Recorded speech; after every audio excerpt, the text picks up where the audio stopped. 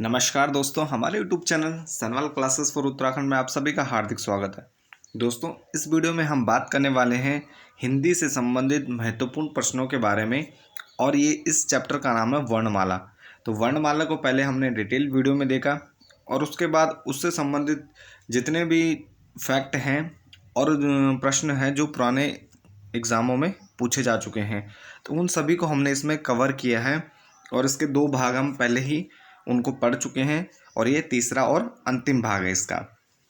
तो आइए शुरू करते हैं। हमारा पहला प्रश्न है, निम्नलिखित में पश्च स्वर है। तो पश्च स्वर होता है आ क्या आता है? पश्च स्वर में आता है। अगला प्रश्न है, संयुक्त व्यंजन होते हैं। तो संयुक्त व्यंजन आपको पता ही है कौन से होते हैं? अक्ष, तरा, ज्ञा और स्रा क्या होते हैं? 4 ये संयुक्त व्यंजन होते हैं जो दो दो व्यंजनों से मिलकर बने होते हैं। अगला प्रश्न है कि अनुनासिक का संबंध होता है। अनुनासिक का संबंध होता है नाक और मुंह दोनों से, क्योंकि जब उनका हम उच्चारण करते हैं तो नाक और मुंह दोनों से हवा निकलती है। अगला प्रश्न है, अनुनासिक व्यंजन कौन से होते हैं? अनुनासिक व्यंजन कौन से होते हैं? तो ये होते हैं वर्ग के पंचमाक्षर, यानी जो वर्ग होते हैं का, चा, टा, ता और पा। तो ये जो वर्ग होते हैं का वर्ग, च वर्ग, प वर्ग, ट वर्ग, तो इनके जो अंतिम अक्षर होते हैं वो क्या होते हैं? अनुनासिक होते हैं या उनको नासिक के व्यंजन भी कहा जाता है। अगला प्रश्न है कि हिंदी वर्णमाला में स्वरों की संख्या है। तो हिंदी वर्णमाला में उच्चारण के आधार पर 11 स्वर माने जाते हैं और लेखन के आधार पर 13 स्वर माने जाते हैं, जिसमें अनुस्वार और विसर्ग को भी क्या किया जाता है? स्वरों में सम्मिलित किया जाता है। अगला प्रश्न है, कंठोष्ठ ध्वनि का उदाहरण है। कंठोष्ठ कंठ प्लस ओष्ठ, यानी कंठ और ओष्ठ का प्रयोग करते हुए जिसका उच्चारण होता है, तो इसमें होगा और, यानी जो ओ और औ होते हैं वो क्या होते हैं? कंठोष्ठ होते हैं और ए और ए होते हैं कंठ तालव्य। तो ये आपको ध्यान रखना है। अगला प्रश्न है कि भाषा निर्माण की इकाइयों का सही अनुक्रम है। तो इसमें सबसे पहले क्या आएगा? ध्वनि आता है, ध्वनि के बाद शब्द आते हैं, फिर पद आते हैं और फिर वाक्य आते हैं। बाकी पद वाक्य ये हम आगे पढ़ेंगे, तो इनको हम विस्तृत रूप में जानेंगे ये क्या होते हैं। और पद या पदबंध कहा जाता है। जैसे ये पूरा हमारा सेंटेंस है, वाक्य है, कंठोष्ठ ध्वनि का उदाहरण है। तो अगर हम इनमें से एक शब्द को ले लें, जैसे उदाहरण को ले लें, तो जब वाक्य से हम उसे उठाते हैं तो ये क्या कहलाता है? पदबंध या पद कहलाते हैं। इसके बाद अगला प्रश्न हमारा, उच्चारण के स्थान के आधार पर कंठ से लेकर मुख विवर में उच्चारित व्यंजन ध्वनियों का सही अनुक्रम है। तो ये होता है सबसे पहले कंठ, तालव्य, वत्स, दंत और ओष्ठ। तो ये क्या होता है? इनका क्रम होता है, सबसे पहले कंठ, फिर तालव्य, फिर वत्स, फिर दंत और फिर ओष्ठ। अगला प्रश्न है, प्रयत्न के आधार पर ला किस प्रकार की ध्वनि है? तो ला क्या होती है? पार्श्विक प्रकार की ध्वनि होती है। किस प्रकार की? पार्श्विक प्रकार की ध्वनि होती है, यानी जब उच्चारण करते हैं तो हवा क्या होती है? ये बगल से निकलती है। अगला प्रश्न है, किस पद उपवाक्य आदि की विशेषता दिखाने के लिए शब्द के नीचे एक रेखा खींचते हैं उसे कहते हैं? तो इसे कहते हैं अधोरेखा लाइन। किसी पद या उपवाक्य आदि की विशेषता दिखाने के लिए, यानी जब हम किसी को अंडरलाइन करते हैं तो अंडरलाइन को क्या कहते हैं? अधोरेखा चिन्ह कहते हैं। शब्द के नीचे जो लाइन खींची जाती है। अगला प्रश्न है, मुझे बाहर जाना है। तो मुझे बाहर जाना है, तो इसमें जो रेखांकित चिन्ह क्या है? तो ये रेखांकित चिन्ह है, तो ये क्या है? ये पूर्ण विराम है। ये वाक्य के अंत में लगता है जब वाक्य समाप्त होता है। अगला प्रश्न है कि प्रश्न चिन्ह। तो प्रश्न चिन्ह सबको पता है कि किस प्रकार से होता है। निर्देशक चिन्ह, डैश, अल्प विराम, अल्प विराम कॉमा कहलाता है।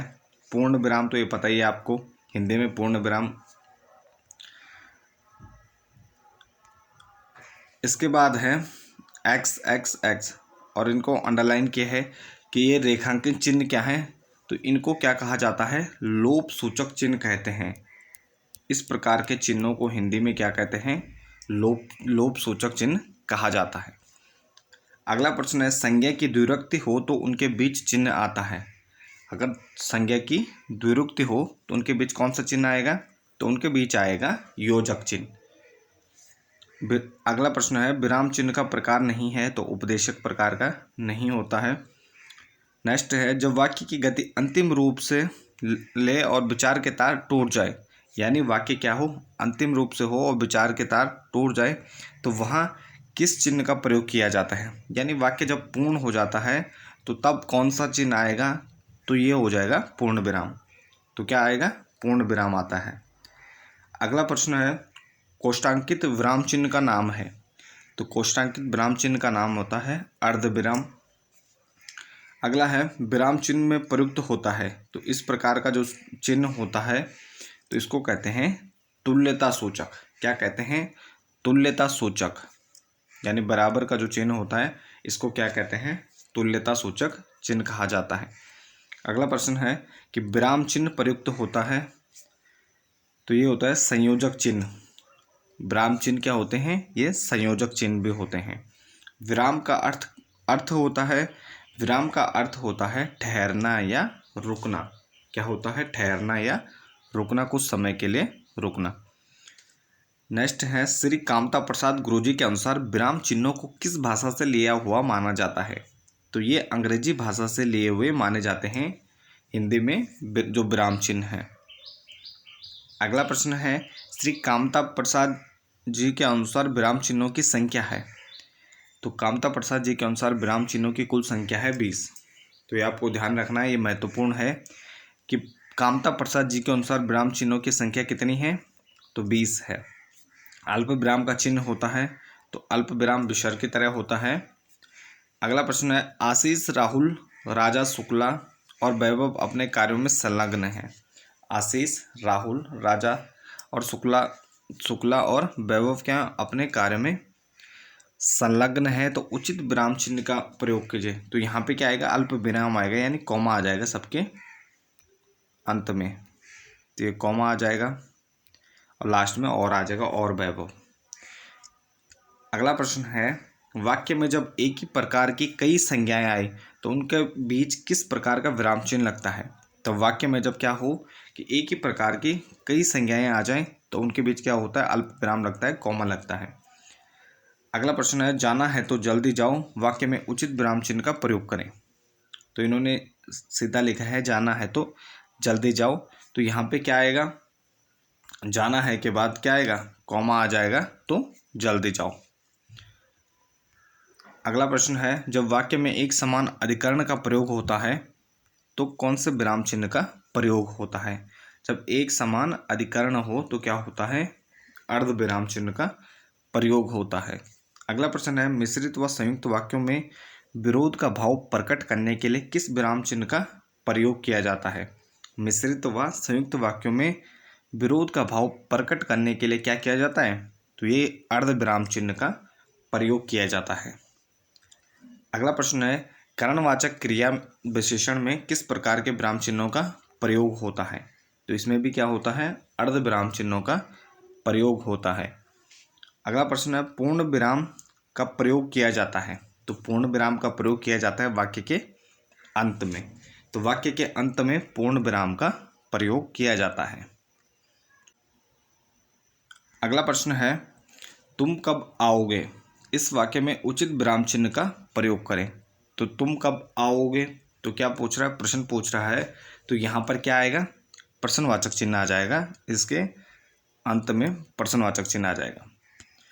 इसके बाद अगला प्रश्न हमारा कि आह तुम्हें पाकर कितना आनंद आ रहा है।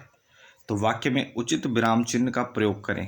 तो इसमें क्या आ जाएगा, विस्मयादिबोधक चिन्ह आ जाएगा अंत में। तो विस्मयादिबोधक चिन्ह इस प्रकार होता है, तो क्या आ जाएगा अंत में। तो अगला प्रश्न है, कबीर वाणी के डिक्टेटर थे। तो वाक्य में किस विराम चिन्ह का प्रयोग होगा। तो इसमें क्या होगा, उद्धरण चिन्ह होगा।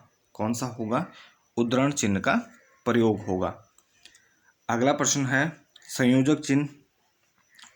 उद्धरण चिन्ह का मतलब होता है इन्वर्टेड कॉमा। अगला प्रश्न है संयोजक चिन्ह को अन्य नाम से जाना जाता है, तो इनको किस नाम से जाना जाता है, यानी जो ये डैश की तरह होता है तो इसको सामाजिक चिन्ह के नाम से जाना जाता है। अगला प्रश्न है कि विवरण चिन्ह होता है, तो विवरण चिन्ह होता है 2 बिंदु और उसके आगे डैश। इसके बाद अगला प्रश्न है पुनरुक्ति व लाघव चिन्ह होते हैं, तो पुनरुक्ति और लाघव चिन्ह क्या होते हैं? पुनरुक्ति और लाघव चिन्ह, और लाघव चिन्ह क्या होता है? ये जैसे हम शून्य लिखते हैं, 0 लिखते हैं, तो इस प्रकार के होते हैं। अगला प्रश्न है कि पाद चिन्ह श्री कामता प्रसाद गुरुजी ने किस नाम से अव्यवहित किया है, तो इसको इन्होंने रेखा चिन्ह भी कहा है। अगला प्रश्न है हंस पद किस विराम का एक और नाम है, तो हंस पद क्या है? पूर्ण विराम का ही एक और नाम है। अगला प्रश्न है तुल्यता सूचक चिन्ह होता है, तो बराबर क्या होता है? तुल्यता सूचक चिन्ह होता है। अगला प्रश्न है किस बड़े अंश का संक्षिप्त रूप दर्शाने के लिए किस चिन्ह का प्रयोग किया जाता है? किसी बड़े अंश का संक्षिप्त रूप दर्शाने के लिए कौन सा चिन्ह का प्रयोग होता है? तो ये होता है लाघव चिन्ह का संक्षेप सूचक चिन्ह का प्रयोग। तो लाघव चिन्ह में क्या होता है? संक्षेप सूचक चिन्ह का प्रयोग होता है किसी बड़े अंश का संक्षिप्त रूप से दर्शाने के लिए। इसके बाद नेक्स्ट है किसी कठिन शब्द को स्पष्ट करने के लिए किस विराम चिन्ह का प्रयोग होता है? तो किसी कठिन शब्द को स्पष्ट करने के लिए क्या होता है? ये होता है हम करते हैं कोष्टक का प्रयोग करते हैं। अलग अलग प्रकार के कोष्टक होते हैं। तो ये थी हमारे जो वर्णमाला है उससे संबंधित सभी महत्वपूर्ण प्रश्नों को हमने इसमें कवर करने की कोशिश की है, और इसमें जो पुराने प्रश्न पत्र हैं वहाँ से भी हमने काफ़ी प्रश्न लिए हैं जो महत्वपूर्ण हैं और जिनकी संभावना है कि आगे आपके आने वाले एग्ज़ामों में पूछे जा सकते हैं। तो इसके साथ ही इस वीडियो को यहीं पर समाप्त करते हैं। बने रहें चैनल के साथ। धन्यवाद।